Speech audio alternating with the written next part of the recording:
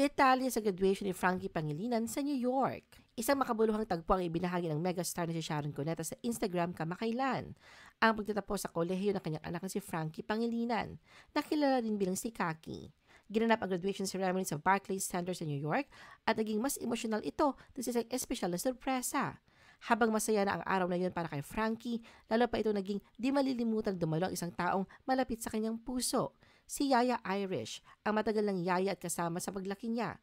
Kitang-kita sa reaksyon ni Frankie ang tuwa at pagkabigla na makita si Yaya Irish na tahimik na sumaksi sa tagumpay ng batang kanyang inalagaan. Ang muling pagkikita ng dalawa ay naging emosyonal at puno ng pagmamahal, patunay na matibay na samahan at koneksyon sa loob ng pamilya.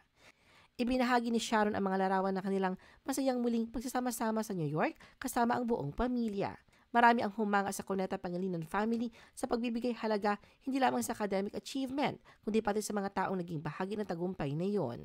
Bagamat ilang taon nang naninirahan sa New York si Frankie para sa kanyang pag-aaral, hindi pa tiyak kung mananatili siya roon matapos ang kanyang pagtatapos.